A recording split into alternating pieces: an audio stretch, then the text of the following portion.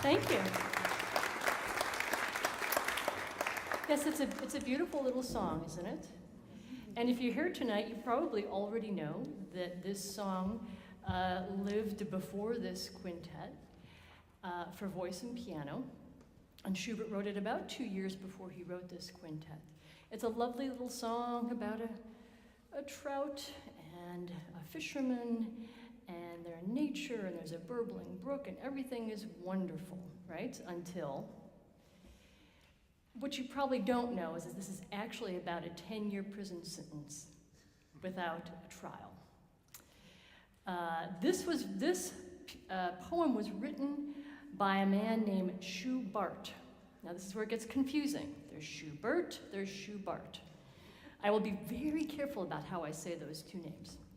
So Christian Schubert was a very famous musician, writer. He was a priest. He lived right before Schubert, okay? And he was a bit of a ne'er-do-well and fell out of favor with the dukes, the other priests, pretty much anyone he could fall out of favor with, he did. So he got exiled. He went and spent some time someplace else, and he was having an okay time publishing some journals that didn't go over well at all. But everything seemed to be okay, and the Duke said to Schubert, he said, "You know what, you can come back. Feel free to come back. We will welcome you with open arms. All will be forgiven." Schubert did this and was promptly thrown in jail for 10 years. For 10 years, no trial, no sentence. And so now, I believe most of you have the text to this song, right?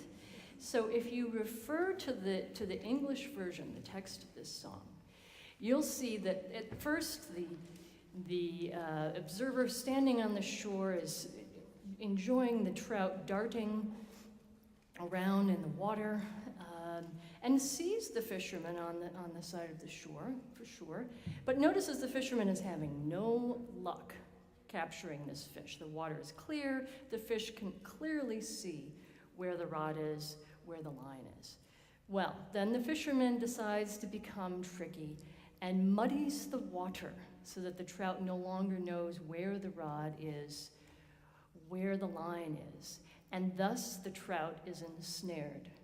So that sounds a little familiar, right? About what Schubert had in his life. So even though our perception of this song and of this music is so incredibly pleasant and joyful, it really has that dark edge. There's one last verse that Schubert wrote, and it moralizes about how, beware of tricky people and don't get caught, and Schubert left that out. Which I think was a wise choice. He probably left it out because he wanted a little bit of an unspoken end to the story. Now, Schubert was well aware of Schubert. He was well aware that Schubert was a writer from the Sturm und Drang period, storm and stress, and so he actually called this song his Little Tyrant Song. So even Schubert didn't really write this to be the light and lively piece that you're hearing.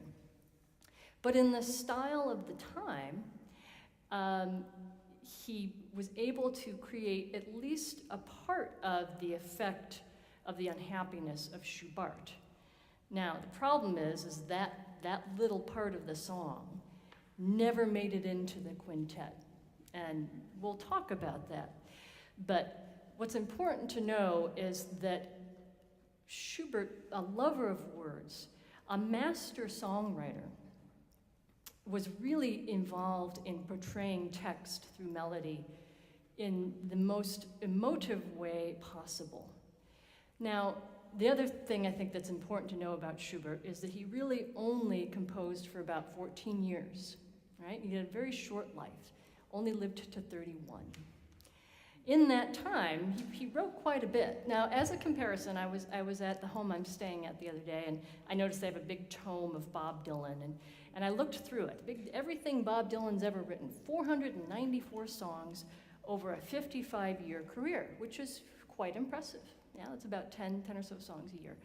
Schubert, 600 songs in 14 years. 14 years. But not just 600 songs did he write, he wrote 1,500 total works. So we're talking about over 1,000 works, 100 works a year.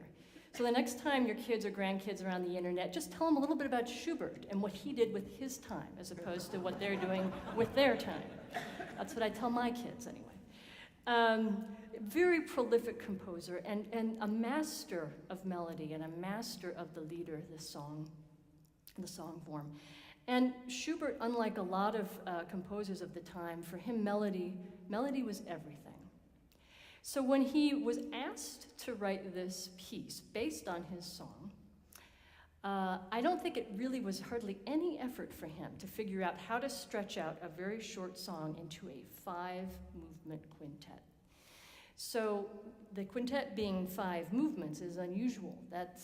And of course it's because of that extra movement he wrote, which are variations on the song, the Trout. And what you just heard just now, our first thing that we played, was probably the closest version in the quintet to the actual song. And I thought that was an important way to start tonight. Okay, so back to the quintet. So Schubert, having a wealthy patron in the countryside, was invited to stay with him, and this patron, loving the song, and I think you probably read this in your program notes, asked Schubert to write a piece based on this. And of course, the form, as you also probably read in your program notes, based on a group of instruments that was written, a quintet by a man named Hummel. Hummel's name has not survived a whole lot, except for like in the bass world, because he actually wrote a whole bunch of bass stuff. But the quintet formation, this particular group of instruments, survived and is now known as the Trout formation. And there are modern composers who write for this group, so that when we perform the Trout on one half of the concert, we have something to play on the second half, you know? And maybe some of you heard last year we performed a piece by Ellen Taffy-Zwillich that was kind of this same formation based on the Trout. So this piece has gone on to live in many, many different ways, not just because of the music itself. All right, so 5 movements. And what I thought I would talk about tonight is not so much the nuts and bolts of sonata allegro form, or what's a scherzo, or what's the theme and variations, but I thought I'd talk about what I think was really important to Schubert. And what was important to him was melody. And taking the melody from the song and inserting it anywhere he could in this quintet. So in order to do that, I've kind of called little bits of his melodies different things. For instance, the sound of the brook, the water in which we all swim, it's just, to me, sounds like burbling. It is burbling. Burbling is one of those automatopoeia words, right? It sounds like what it is. So Schubert uses this burbling motif all over the place. Now, a burbling motif is going to be something that's going to flow. A march doesn't flow, that's just 1, 2, 1, 2, 1, 2. But a set of 3 has a flow to it. 1, 2, 3, 1, 2, 3, 1, 2, 3, much like a waltz. So he chooses that figure of 3, which he usually expands to a figure of 6, to represent this burbling feeling of the brook. So what I'm going to ask Noam to do is to play just a little bit of the accompaniment from this, the allegretto, right? And then you're going to hear how Schubert inserts this into the first bar of the quintet.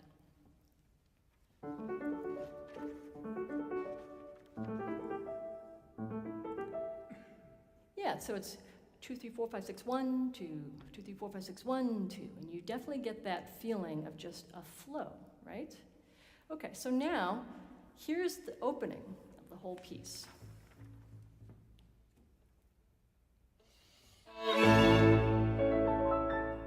Did you hear it in the right hand of the piano? right from the very beginning, he's telling you this is a piece about the Trout song and about this motif. So let's see, I think I need my little cheat sheet here. I'll grab it.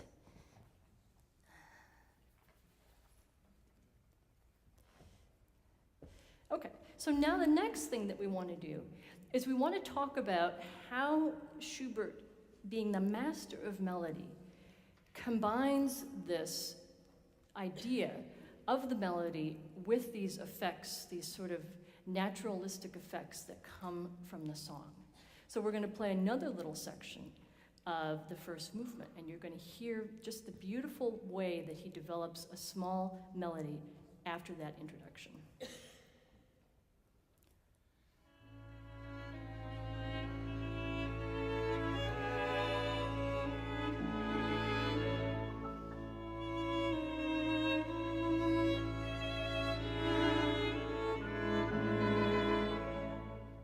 So you heard this beautiful long melody, and while underneath Noam is still playing that jaga-daga-da-da, jaga-daga-da-da, which is just beautiful.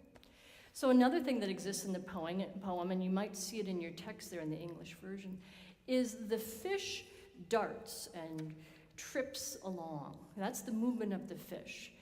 And Schubert definitely has a rhythmic motive that represents this. And this motive, this rhythmic germ, has much more of an unsettled feeling. Da-da, da-da, da-da, da-da, da-da, da-da. Okay, sort of that darting out of the way, back and forth. It has little interruptions to it.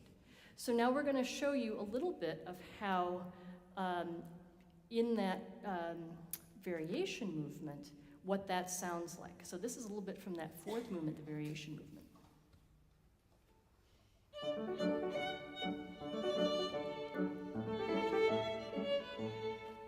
Right, da-da-da-da-dum, tripping and darting, okay? And these are all my terms, by the way. This is not musicologist approved whatsoever, okay? But I think it's a really good way to understand the little parts of the melody. Okay, but now this exists. We're going to hear how he put this into the first movement, this same tripping and darting.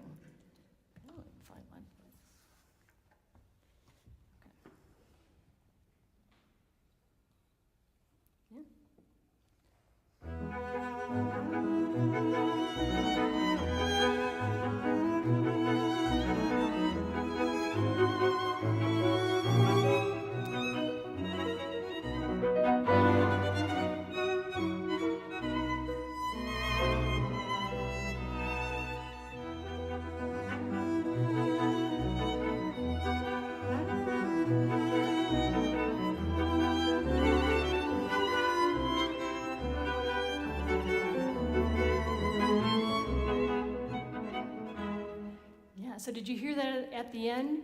Ja-da-da-da-da. It's the same thing from the Schubert song. Absolutely the same little motive. So he's already given you the sense that this is a lighthearted, beautiful little piece, completely reminiscent of a song that everyone at the time, by the way, knew really, really well. Okay.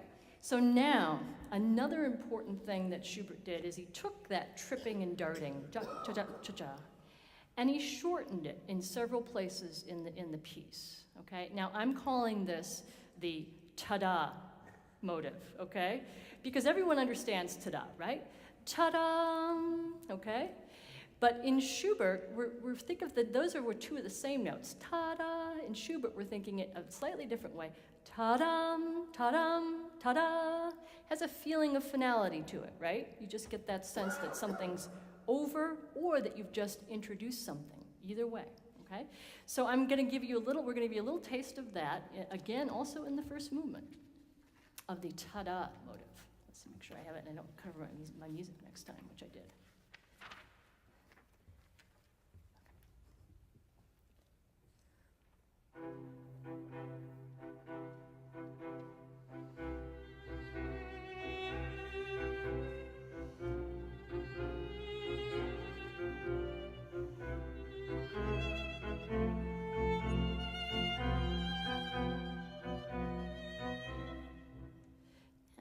So you heard that bum bum, bum bum, very insistent. It didn't feel tripping and darting, did it? It just felt like it was always ending over and over again, yeah? Okay. So, and above that, what you heard Grace playing was the beautiful melody from the opening, right? Which he was able to just somehow put an entirely different structure underneath, but still unified. Okay, so you'll get to hear much more of this in the first movement when we perform it tonight. I want to say one thing, though, about the first movement in general and this, before we leave the burbling theme, and that's that I want all of you to stick up your whatever your non-dominant hand is, put it up in the air like this, okay? Now take your dominant hand, take your first finger and your second finger, okay? And I want you to go back and forth on your palm as fast as you can. Your thumb and your first, right, good. Great, pretty easy, right? You can do it nice and fast, yeah? Good, everyone's looking great. Okay, now I want you to do the same thing with your fourth and fifth finger, okay? Same thing, as fast as you can. Really get it to go. See how well you can do it. Not so good, right? Okay? So one of the things Schubert did with his burbling theme, these triplets running, is he gave him a whole bunch of them to Noam, okay? But he didn't just give them to Noam in one hand, he gave them to him in two hands, all right? But when Noam is doing them with one hand with this really, really strong fingers right here, he's also doing the same exact thing with those fingers over there, okay? Which is really, really hard and takes a lot of practice. So Schubert did this ad nauseum, so we're going to give like Noam a huge cheer at the end of this piece, because that's one of the hardest things about this piece, is him playing all of those octaves, those same notes, and you know, sometimes he's doing it with the smart fingers and sometimes he's doing it with the dumb fingers, but they all have to sound the same. Okay, so just a little fun with that. Now onto the second movement. We have a lot of tripping and darting, and we have it combined with the burbling in the second movement. So we're just going to do a little bit of the opening of that second movement, which is traditionally a slow movement.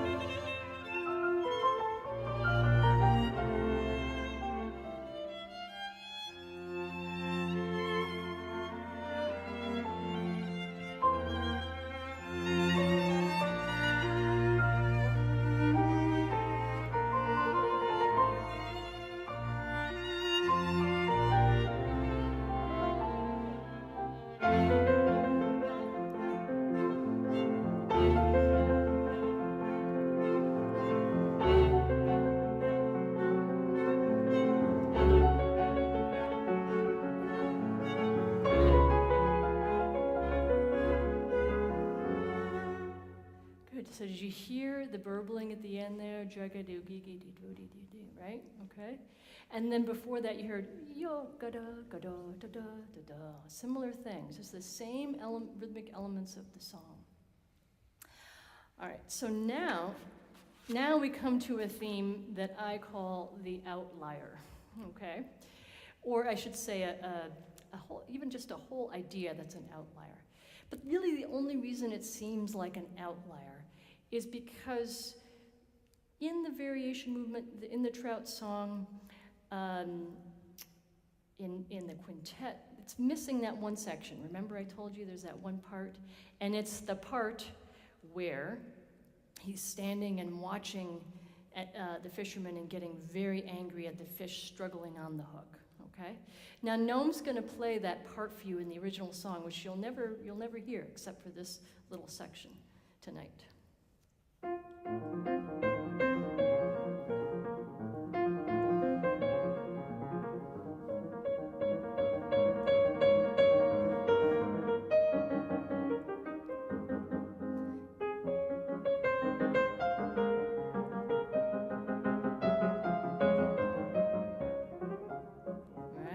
and then it goes back to the part we all know really, really well, okay? So what's notable about this little area is that it's in a minor key, right?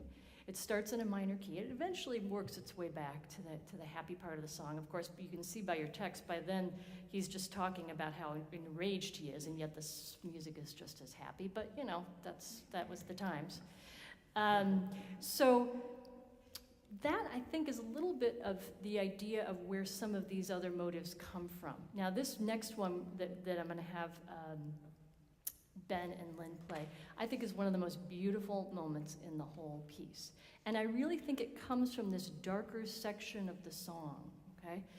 And so you'll hear that it's largely in a minor mode here. Yeah.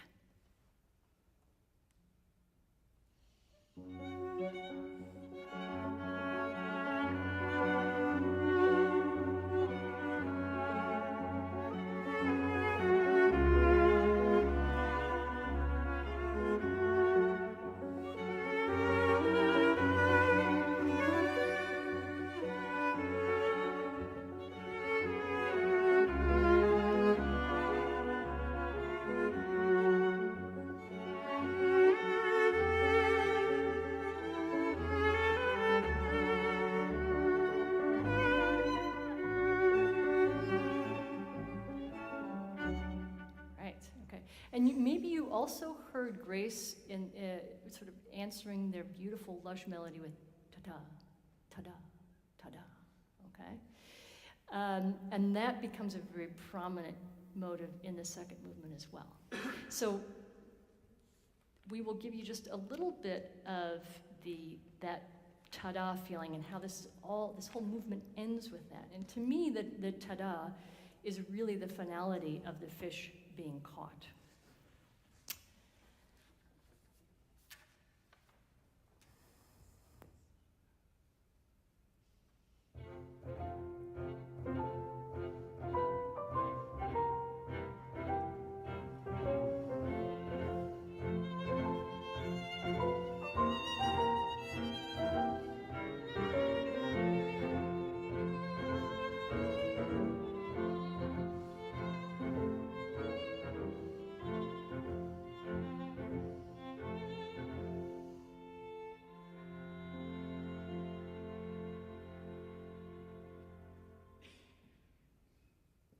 Beautiful, but it's not exactly happy, is it?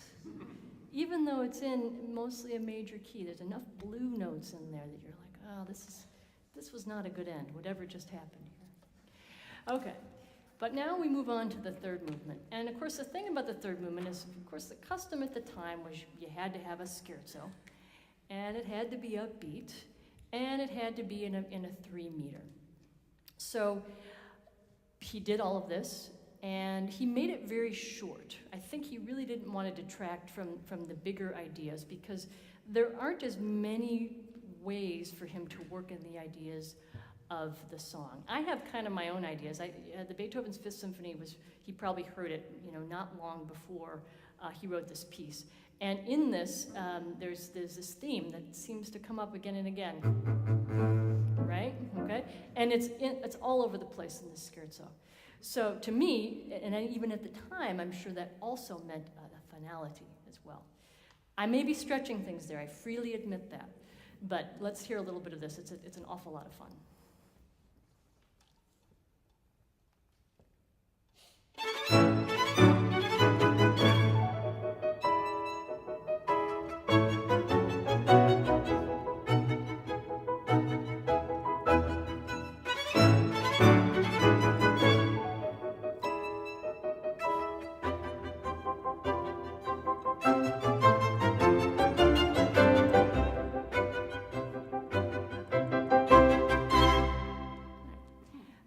On like that for another, 3 minutes, 25 seconds.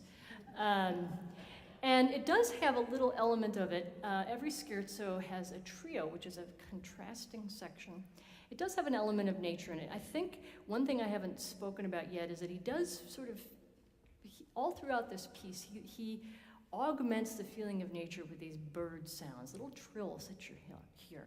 And you'll especially hear them at the very light end of this trio section. So we're just going to play a little bit of that for you now. Hold on a second.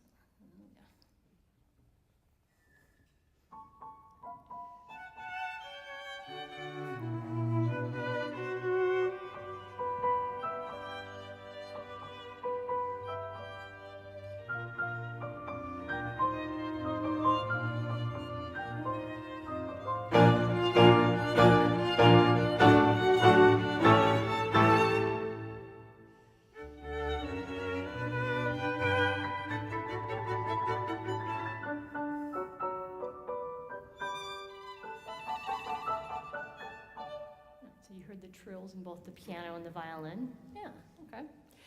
All right, so now we get to the theme and variations movement. This is where he had to stick in the song itself and also all the variations that he wrote. And he did this for this wealthy patron, Mr. Baumgartner, who was an amateur cellist and I think was probably hoping to play it one day.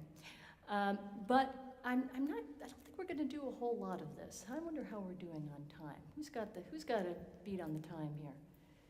20 minutes. It's 5:40? 5:40.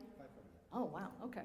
So you're going to have to wait. You're going to have to wait to hear Lynn's awesome solo. But in the fifth variation, it's really beautiful. He takes already an amazingly beautiful melody and he makes it even better. Only someone like Schubert could do that, and it's just truly gorgeous. So fourth movement. It's good things to come for you in a little bit. But now we'll move on to the fifth movement, and we'll just hear a little bit of that burbling. Again, that burbling brook. So before, we have, in the first movement, if we do the very first opening bar again, let's remind you what that sounded like.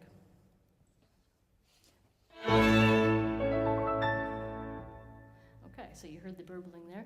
Now, in the last movement, he sets us up kind of for a similar feel.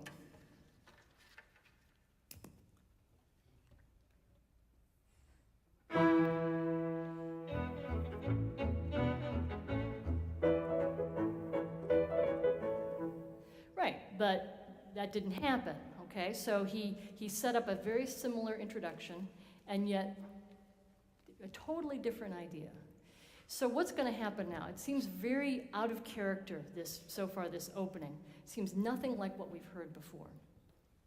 But we do have a section here that has both the tripping and darting and the burbling both together. And I think you'll be able to pick it out here.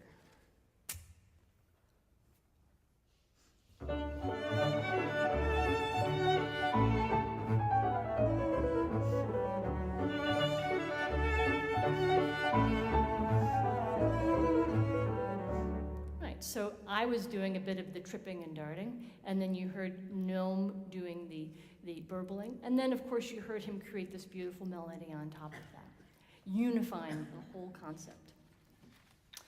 All right, so now if Noam would be so kind as to, we started that one section. Okay, now we have something that I'm just calling darting. And the reason I did that is because this is the section I refer to as bringing it into the barn, bringing the horses into the barn. And in this piece, though, I think it does really represent the chase, the final chase, and eventual escape. Because I think in Schubert's world, the fish gets away.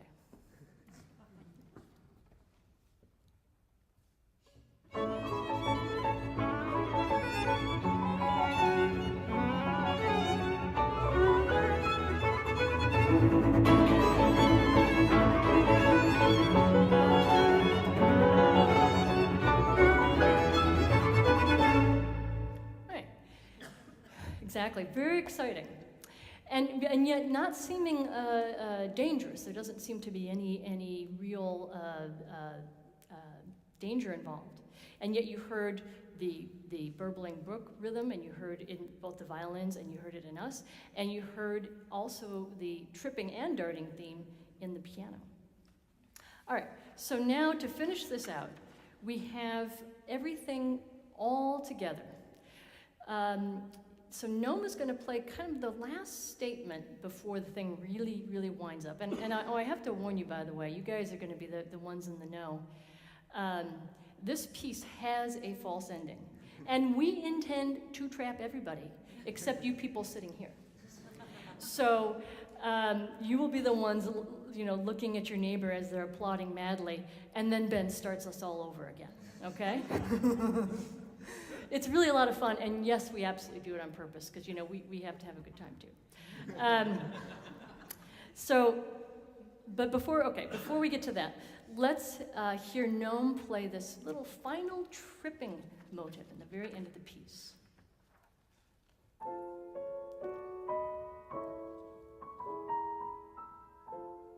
right. We didn't talk at all about harmony today, the amazing harmonies that Schubert employs. But what you did hear was jung, da da da da da da, just like the song, dum, byung, ga dum, da dum. He just took out one of the rhythms there, okay? And it's practically at the end of the piece, reminding you of the whole idea of the piece was this dang fish, right? So it's really, really gorgeous. And now, to give you a sense of how he combines them all together in the end, to give you really that joyous feeling of finality, we're going to kind of build this last little bit of the piece. I'm going to ask Grace to she's going to play one of her last measures, and she's going to keep playing it, and then we're going to slowly add the ensemble so that you can hear everything coming in. So there's tripping and there's burbling going on there, right? And then ta-da, ta-da.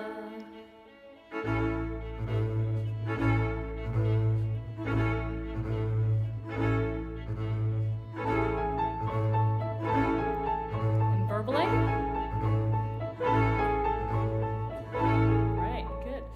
So he finally at the very end throws it all together so that you just get this sense of the finality. You have a memory of everything you've heard so far. You have a memory of the song. So now here is those final bars as written.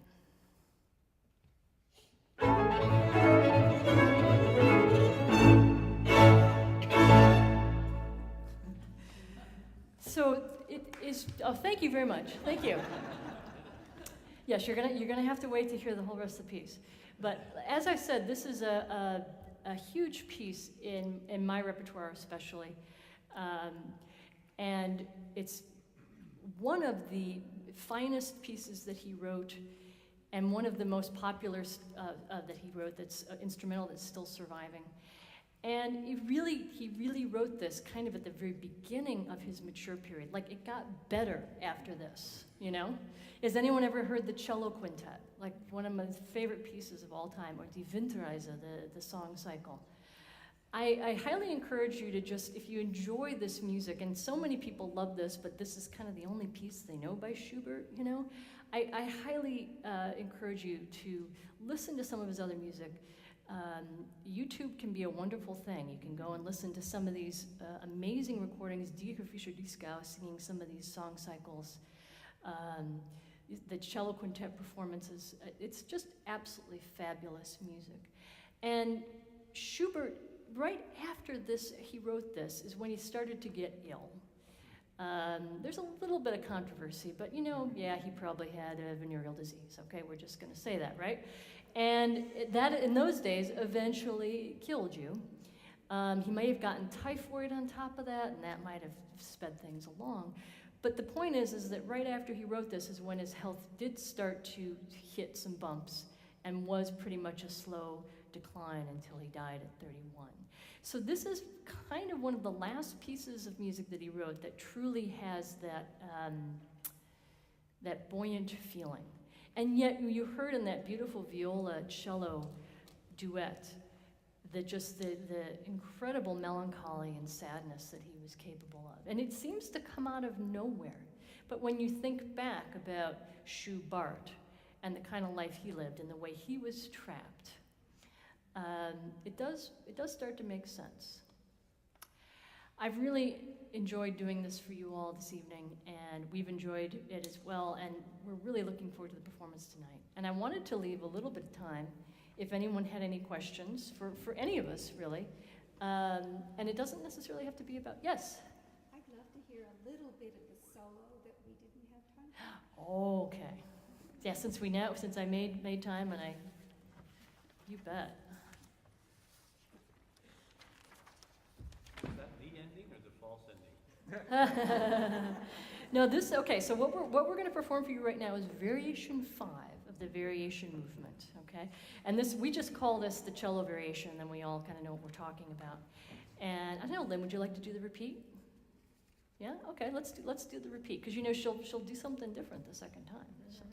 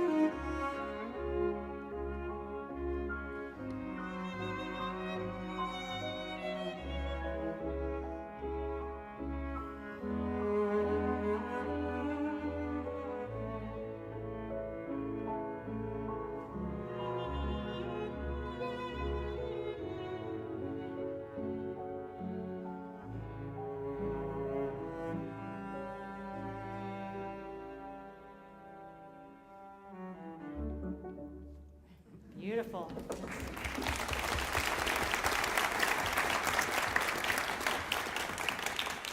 Most days I'm happy being a bass player, but those are the times where I'm like, why didn't I play the cello? It's beautiful. Are you going to demonstrate the false ending for us, or we're just going to guess when it is? Oh, would you like a preview of that so that you really know? Oh, you bet. Sure. You bet. It sounds just like the real ending, but in a different key. Right. Hold on a second. Make sure. 229? Yeah. What's the number? 229? Yeah.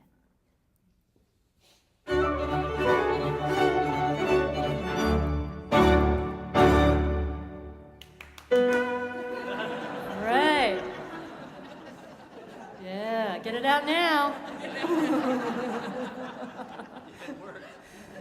You know, it's whenever an audience laughs and it's like intentional, it's a good thing. So, you know, we're all about that. Yes? Your bass is very interesting. It's very different. Can you tell us about it? Yes, it is a very interesting bass. This is a new instrument. I just bought this.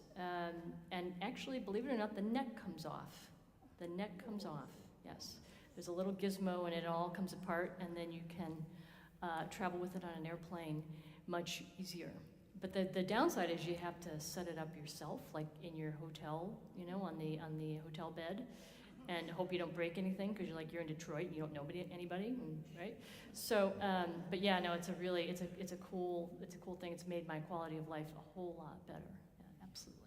And plus, I have a really nice old Italian bass, and you know, it's sort of like dragging your very, very elderly uncle on trips. You know, you just worry that he's gonna fall, and you just want to be very careful at a certain point. So, yes. Thanks for asking. Any other questions? Yes. I really appreciated your explication of the piece, and really is going to help me appreciate it in the concert. So that's why I love these notable insights. I'm curious, though, what insights might there be about how Schubert actually constructed it? Are there any notes or any things that are understood about how he went about the process of composing this piece? You know, there aren't actually a whole lot, because he wrote it, like I mentioned, for you know, a patron, and nothing in his hand survived, I don't think. So all that survived were parts, including a piano part, which I believe was not a piano score. Now, Noam is reading off a piano score, which has not only his part, but all of our parts as well. And my understanding is that did not survive at all. That iteration of the music didn't survive. So we know very little. And of course, at the time, he was really kind of a vagabond. His dad had a school, and he was teaching for his dad, and he was trying to make ends meet, and he hated teaching, but he loved composing. And so he wasn't as meticulous about his record keeping. Of course, he was a pretty young guy at the time. He was only 22 years old. So what we know is that he used the classical forms of the day. What he does different in those forms, well, there's an introduction in the very beginning, that's different. And his key structure, you're supposed to follow a very specific key structure when you're moving through an exposition and a development and a recapitulation. And he very rarely does that. And that's why it all sounds fresh and new even today. So people often consider him to be kind of on that cusp between classical and romantic. But really, I think what he was like the best classical composer, you know. In terms of like romantic composition ideals, I don't necessarily see that. What I see is like really innovative classical composing. So yeah, that's sort of the answer to that. There's a lot more information about some of his later works, but not so much about this. Yeah, I looked, I know. Yes, is there another question out there? I thought I saw a hand up. Over here anywhere? Do you happen to have a copy of the poem? We don't have it in our book. Oh, I thought we had some handouts. I think they have handouts up here. Yeah, yeah. And I'm sorry about the translation. It's quite bad. If you know German, you'd be better off, you know, going on Google tonight and looking up the German, and then getting it from that. But you get the general idea. Yeah, yeah. It's almost impossible to keep both the sense and the rhythm, and often people translate this so they can sing it in English. Right. So yeah. So what Noam's saying is that when you translate it, you still have to honor the rhythm that Schubert laid out. And so you end up with some really clunky words, or you don't even worry about that, and you can't even sing it along with the notes that he wrote. So, and he really believed in expounding on the text and finding the hidden meanings in the text, and he used that harmonically, and he used it as I've shown you motivically as well. Any other observations, questions? No? Well, let's eat, right? Okay. Thank you all so much.